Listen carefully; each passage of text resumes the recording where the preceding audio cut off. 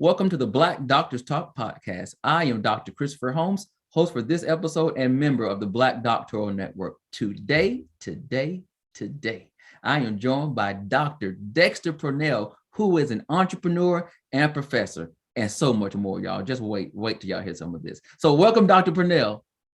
Thank you, Dr. Holmes. Thank you for inviting me, and thank you for having me. Looking forward to the interview today. Yeah, he's a very modest guy, y'all, but I'm going to pull some stuff out of him. Y'all gonna be like, oh, wow, I didn't know that. So it's coming. So let's start. Let's jump right in. So why don't you go ahead and tell our viewers and listeners where it all begins for you? I guess we'll start with this. Since we're on the Black Doctoral Network, I guess we'll start the educational journey and then maybe jump into some other things. Sure. So I played college football at Valparaiso University back in the day, and I can remember that I gave my professors the hardest time in the world. So, as an athlete, you know how it goes. We barely show up to class. We want special assistance on things, special considerations when it comes to grades. And so I did that for a while. Music is a passion of mine. So at some point I left school, decided to pursue a career in the music industry full time. And then I had children, and it was just like, I want to tell my kids to go to school, but it'd be hard for me to tell my kids to go to school, and I haven't finished myself. And so I was like, well, I'll tell you what, I'll go back, I'll jump in, and I'll just finish my bachelor's degree. So at least that way, when dad says go to college, they won't be like, well, you didn't go. I can say, hey, dad got his bachelor's degree. So I got my bachelor's degree, and as I was finishing up my bachelor's degree, one of my professors said, hey, I think you'd make a really great professor one day. I was like, oh, this guy is crazy. I'm nobody's professor. I'm thinking back to all the drama I gave my professors back at Valparaiso. And so I didn't think much about it. I was finishing up my bachelor's degree, and ITT Tech, which is no longer around. At the time, if you had a bachelor's degree, you could adjunct and teach some of their associate level classes. And so I said, you know what, man, for some extra money, let me just try it. Right. Did that, got hired. It was terrible. I remember the very first class that she came in, I was like, brother, that's not it. Let me tell you how to prepare for a class. But I enjoyed it. The classes were 4 hours long. So, they really got the money out of you. So then I decided, well, I finished one degree, and that wasn't too bad. Let me knock out a master's degree. Had no idea what I'd even do in a master's degree. So I finished my master's degree in May, applied for a job at a 2-year school, West Georgia Technical College. Graduated in May, applied in June, and got hired in July. First full-time teaching job. So I was okay, this isn't too bad. I got to West Georgia Tech. Was there for several years, but then I was like, it's got to be something better than this, because it was a heavy course load of 6-6, so many classes in the summer. Then you have to put 36 hours a weekend in your office. Like, come on now. I thought teaching was supposed to be a little nicer than this, a little more flexibility. And so I went on and got my doctorate, and that's kind of what led me to where I went to this. So I never thought about being a professor. Wasn't something I ever even considered, but someone told me someone saw something in me that I didn't see in myself, and that's how I kind of ended up in the field of higher education. So let's stay right there in that vein, because as you said, you never foresaw yourself being a professor. So what kept you coming back? When I realized the impact that I was having on the students, I really enjoyed the interaction with the students. I enjoyed being in the classroom, and not so much so that I could be the smartest person in the room and everyone learns from me, but you'd be amazed based on some of the assignments that I put together, how much I learned from my students as well. And so just the ability to grow with them, for us to all grow together, and then just to see, the way I've inspired some of them to do things. And so I just really enjoyed that aspect of it. So that's the thing that kept me coming back. Yeah, I just had that same conversation with somebody earlier about when you are a professor, you learn so much from your students just based on their experiences, not knowing what they're going to put in that paper or that assignment. And when they open up and become very transparent, it's like, whoa. Right. Looking at the book, I didn't know it was going to be that deep. Like, exactly. But in turn, though, I'm sure there have been opportunities for you to just open up and share some things with them that you probably wouldn't normally share with people that you don't know that well. Exactly. And there have been lots of opportunities where I've shared personal things with them, personal that are appropriate for the classroom, so it's benefited everyone, And so, those are all those opportunities to do those type of things. And I just really enjoy that. So now you touched on this music thing. You kind of like, you saw how he skimmed over that, y'all. He skimmed real quick. Like, I did some music thing. I had some children. I went to school. Now, so let's back it up a little bit. Let's back it up. Okay. So talk to me about this music thing. All right. So music thing. I actually own the studio in the Metro Atlanta area, Silverwood Recording Studios. And I've been blessed to work with some major artists. I got my first Billboard #1 plaque earlier this year for the #1 gospel song. I'm the #1 gospel song for 2 weeks in a row with Rudy Kurtz, I Belong Here. Just did another song with him. with Cassette Michelle. So Cassette Michelle's in the studio with Cassette Michelle earlier this summer. That song is out now. Just finished up a new Christmas song with Raheem Devon and Rudy Currents as well. So I've been blessed working on a lot of cool things. I've done some things on the television side as well. I did ADR for 2 major films this year. So one is featuring Leslie Uggams. So any of you guys that watched Deadpool, she's the blind roommate in Deadpool. And so I've done a couple of films that'll be featuring her. So I've just been really blessed. Right place, right time. And, doors have been opening. And so I've done really a lot of cool things. I got a chance to tell my students earlier this semester that all I do is win the video mix video. I was actually there for that video shoot. So I was talking about how Puffy was there, Rick Ross, and they were like, "Oh wow!" And so one student didn't believe me. I was like, "Here's a picture." "Oh wow, Dr. P is telling the truth. He really was there." So it's kind of cool to bring those things into the classroom sometimes, just to talk about those different. Yeah. So was your desire to be an artist, or did you always want to be kind of behind the scenes? Always behind the scenes, more of a producer, more of an engineer. So that's kind of where my passion was. I started out playing bass, so I was a musician like most people. But then I was like, I really don't want to be on the road. A lot of my friends ended up touring. I have friends that have toured with Mary J. Blige, Snoop, Christina Aguilera, 98 Degrees.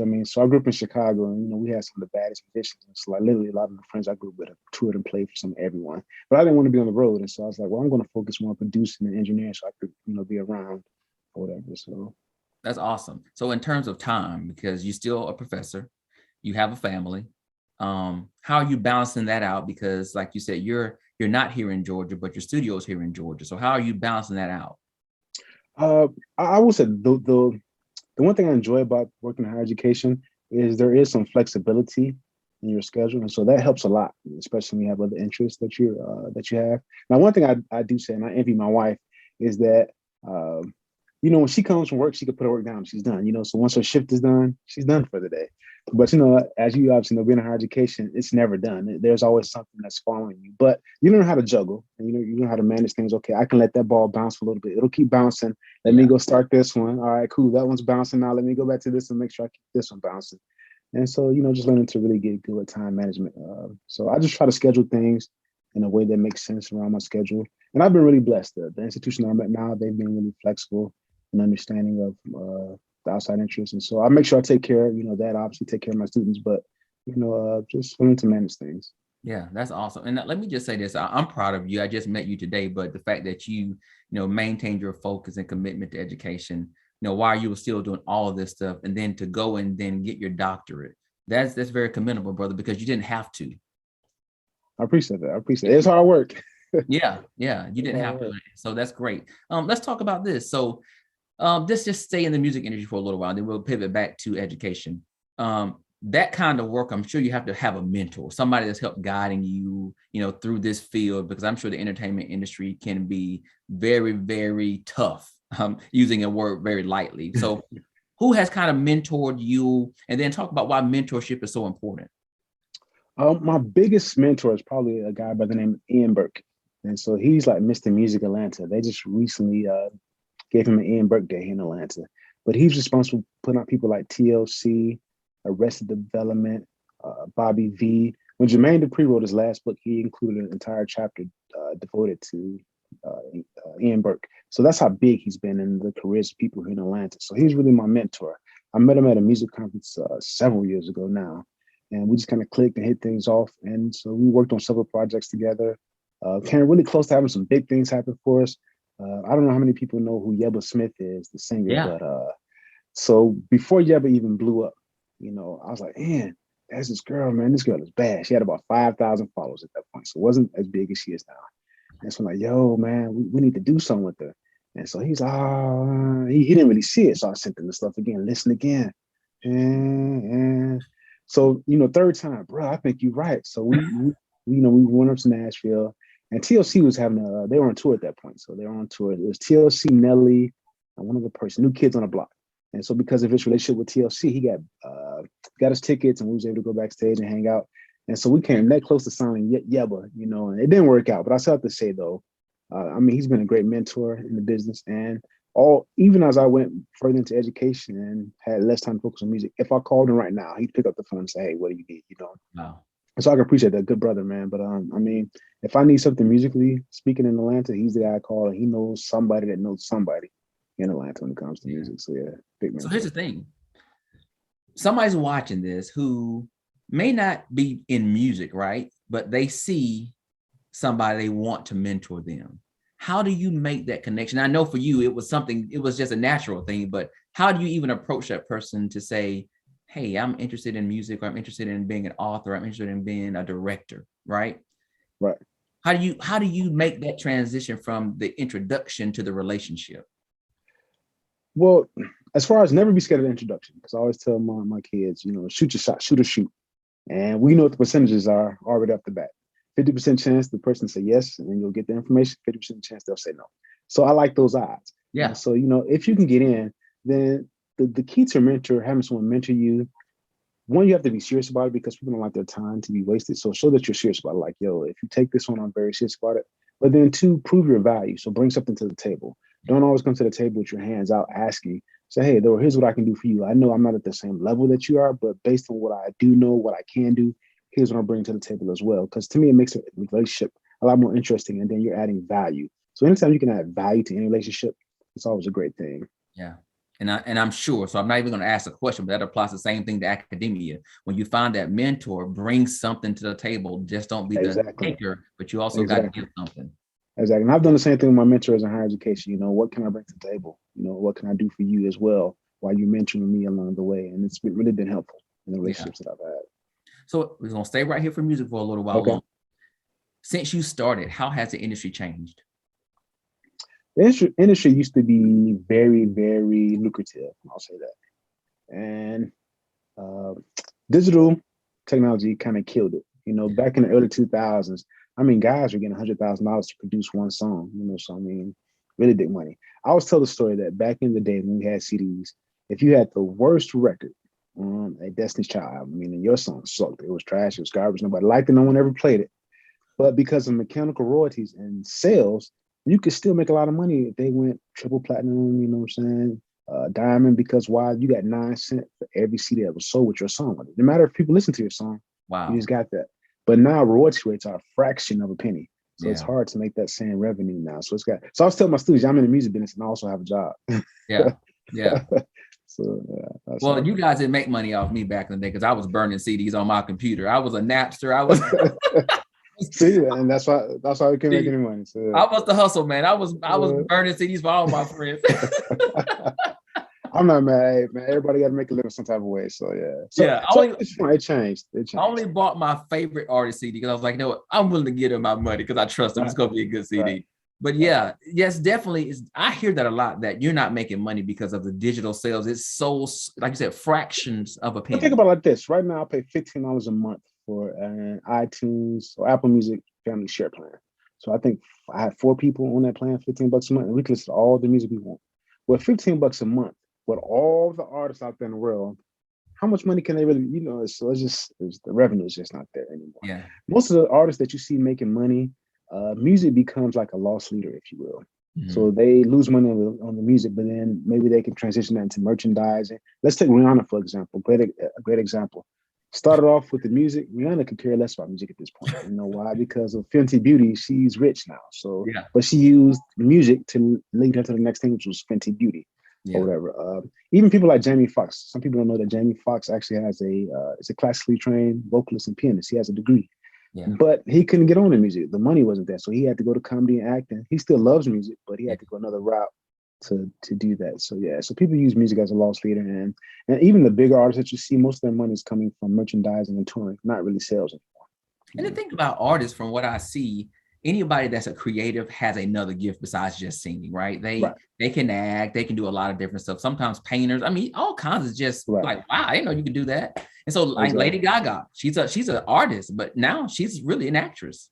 Right, exactly. And acting is way more lucrative. I laugh because my music, sometimes I send the invoice out to some of my music artists, music clients. Oh man, that's a lot of money. I send that same invoice out for twice as much to people in Hollywood. They don't blink twice. It's like, okay, cool. Yeah. So it's like it's different industries. Yeah. And then I heard you say, making music for movies and stuff like that's big money. It is. Like I said, Hollywood does not blink a lot of numbers. You'd have to put a really big number on a piece of paper for Hollywood to blink twice at it. I mean, I've gotten paid as much as $250 for 20 minutes of work, working on stuff for Hollywood. Literally 20 minutes, here's a check for $250. Thank you. Wow. So, wow. So don't let that 250 make you walk away from the classroom. I won't. You know, I would say this about entertainment. It's very feast of famine. When it's good, it's good. It's slow, it's slow. And at this point in life, I have a certain lifestyle I'm accustomed to using. So living, I guess I'll say. So yeah. So I'll stick with my daytime gig as well. Yeah. So. We need you there. Who has made the biggest impact on you in your career? You can talk about either career. I would say the person that I'll say two people. The very first two, one was a chair. So here's the chair. Another person, I guess they called her, I forgot what her position is, a West Georgia Tech, but they're both people of color. And so at the very beginning of my career in higher education, I was blessed to actually have two people of color, I guess, be in positions, supervisory positions over me, because they nurtured me in a lot of ways. And so missteps that I would have made to help me avoid making those missteps. When I did make a misstep, they said, hey, you know, they not covered in a bad way, but they said, hey, all right, you messed up, but here's how to fix this. So you don't go this way again. And so I was given grace. And so I learned a lot of things by being in that. So then that way, when I was in other positions, I understood better how to handle myself in those things. Because a lot of times, you know, and that's why I'm so grateful for things like the Black PhD Network, because we don't have a lot of access to things about that. You'd be surprised how many of us as minorities know little about how to even get into higher education or as a profession, you know, or have a little understanding. So I'm just blessed to have two people. So of course his name will escape. I can see his face, but his name will escape me. So but Dr. Rosalita Trout and what was Dr. I can't think of his name right now, but two great people, you know, that really helped me out along the way when I first started my career. I'm so blessed and grateful to have had them along the way. I love the word you use, grace. I just think that's one word that we don't see enough in action in the world, besides the word love. Right. I think those two words that we really need to use and do more of, love and then grace. So now here you are as a professor. Talk about the biggest accomplishment to date in that career. I would say just landing at UNT. And I'll say that because my journey to higher education was non-traditional. I mean, I didn't go get a bachelor's degree. Like some people skip the whole master's thing. I didn't go get a bachelor's degree, straight to PhD, and then boom, I'm academia, here we are. And so I took a very non-traditional route. At this point in my career, I've taught in the HBCU, I've taught at a PWI, I've taught at a small liberal arts college, I've taught at a two-year community college, and I've taught at a for-paid profit school. So I've experienced the gamut. But I remember when I was finishing up my doctorate, and one of my colleagues at West Georgia Tech said, you know, that's cool, but you're probably never getting any place that you want to be, you know, because you waited so late to finish your doctorate, you know, and where you're getting your doctorate from, yada, yada, yada. And so, you know, you're going to be limited. And I didn't let that stop me. You know, I knew that I would have some challenges to overcome. And so when I got to UNT, it was just a blessing because it was validation that in spite of what other people say, if you have a belief in yourself and you trust God, that doors can be open that other people might not see that can be open. And so just to be at an R1 institution, to be respected by my peers, I think for me, that's a personal accomplishment that was really large for me to be in that arena. And so just continue to grow in that space, you know, now that I'm there, take advantage of being there and just trying to continue to, you know, help reach back and help the next person. So that way they have a story that's similar to mine. And then that way I could say, you know, I have to pull somebody else along as well. So talk a little bit about your biggest challenge and what you learned from that experience. Biggest challenge. I will say this. Biggest challenge has been learning to adjust to such large class sizes. So the College of Business alone at UNT is about 8,000 students. So just the College of Business. And so walking into a classroom, you know, with 50, 60 kids, we've been used to, you know, 15, 20, 25, and still been able to command their attention was a challenge. And so I remember the first couple weeks of lecturing, I'm thinking I have a big voice and everybody could hear me, couldn't hear me. So I had to get used to using a microphone, but just finding a way to still make the class feel intimate, even as they become larger, to make it feel like everyone is still important to me. So, you know, it's tricky learning 60 names, 70 names, but I've been able to do it. So now I can call every student by name as we get through the semester and working on things like that. So that's been challenging. But then also just trying to find find my niche. I guess sometimes it can be a challenge in trying to find out where I'm going to fit in at, research wise, and just get your footing anytime you're at a new place. But I mean, I've been overcoming those things, and just by a lot of it is just staying focused. So, like I said earlier, managing time, staying focused, and then being true to who you are. As long as you know who you are, what you're about, then that helps you know what path to take. So that helps a lot. See, you're making this interview easy for me because you're just walking into other questions. So here's my next question. What I'm a student, I walk into your classroom and I see Dr. Dexter Purnell. Why is it so important that you walk into a space authentically you? I would say that's because students know real recognizes real. I'll use an old colloquial term, real recognizes real. And so if you try to be anything that you're not, students can see through that. Yeah. And so when you are your authentic self, students can appreciate that better, and I think it allows you to create a deeper connection with them. Because here's the thing I've learned about teaching over the years as I've done it. If you can engage a student, you can teach a student. Yeah. If you can't engage them, good luck. That'll be just a semester of your life wasted, a semester of their life wasted. And I think authenticity helps to draw them into you. So it's like, okay, cool, that's what he's really about. So if I make a mistake, my bad. Dr. P said that wrong, and let me go back and fix what I just said. But also bring the stories in about the music and say, hey, I'm a regular person too. I'm just not some super smart person that knows everything, nothing and learn it all from me. No, that's not how it works. And so I think that goes a long way in the classroom. Yeah.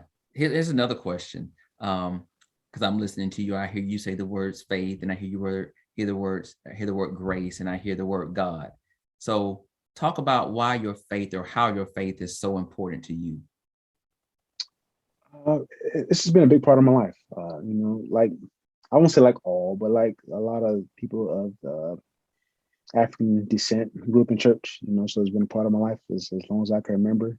And here's the thing about I don't wear my faith on my sleeve, but I live it well enough that people can see something in me and they'll ask, hey, I think you go. And yeah, I do, so you don't have to always be, I'm not in the classroom with scriptures and things like that, but it's just, but if you live a purposeful life and if you live authentically, and so let's go back to authenticity. If you are authentic, people could tell what you're about without you having to say what you're about all the time. And so, I it's important to me, but I don't blast it. I don't, I'm not in their scriptures. I'm not blasting Kirk Franklin prior to class and things like that.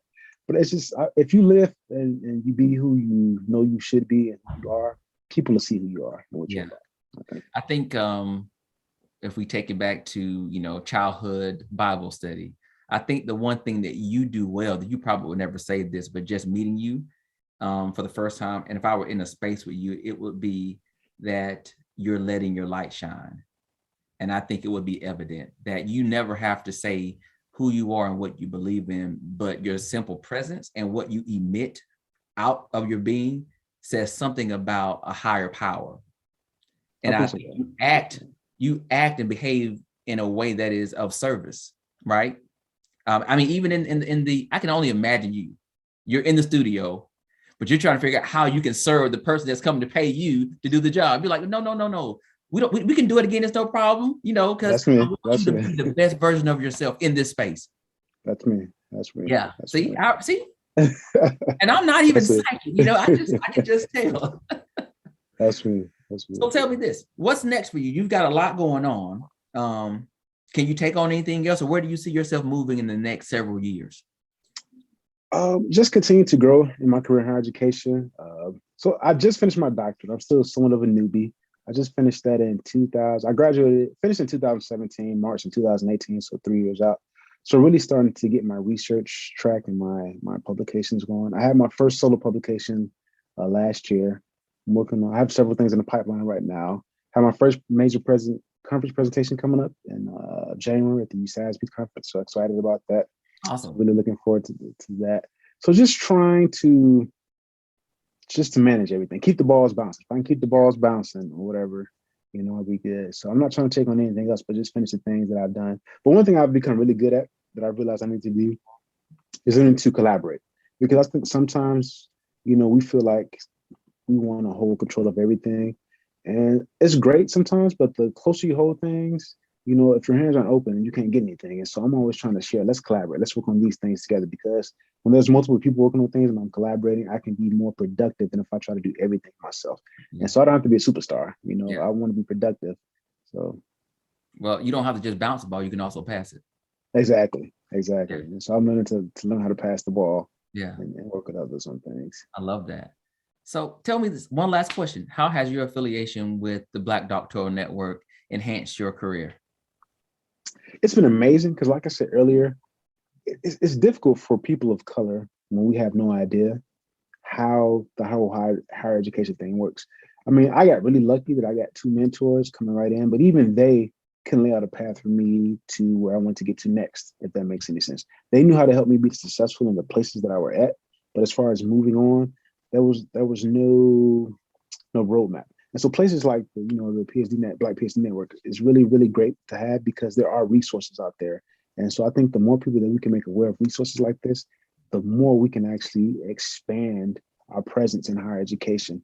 I had a student tell me this semester, he's like, man, I ain't never had a Black professor before. I'm gonna see what this is like, so, and I get that, sometimes. And so, I heard people say, man, how do you like it? I love it because we need to see more of us represented, in that arena.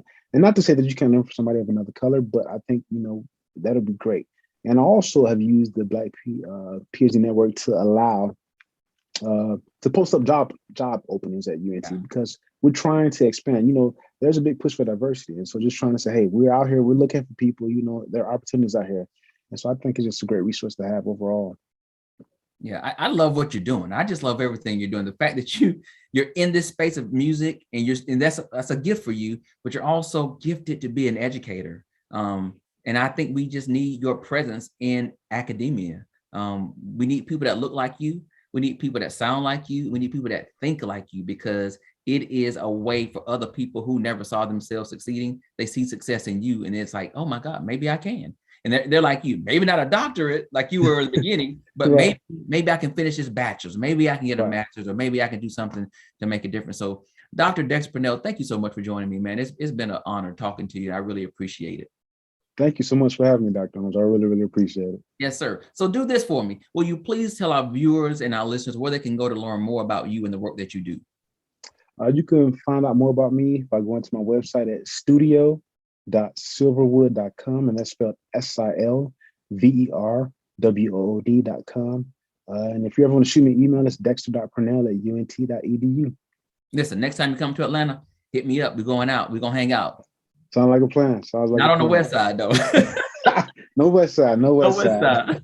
Well, listen, guys, go follow Dr. Purnell. Get to know this man. He's doing great work. Support him and encourage him. And also, please be sure to stay connected to the Black Doctoral Network on all of our social media networks as well. Thank you so much for joining us today on the Black Doctor Talk podcast. We hope you will join us again next time. But for now, be sure to like, share, subscribe, and go and tell somebody. Tell your friend, your cousin, your mama, and your pastor about the Black Doctoral Network. We need them to watch. Until then, guys, victory for you. Peace, peace. Be blessed.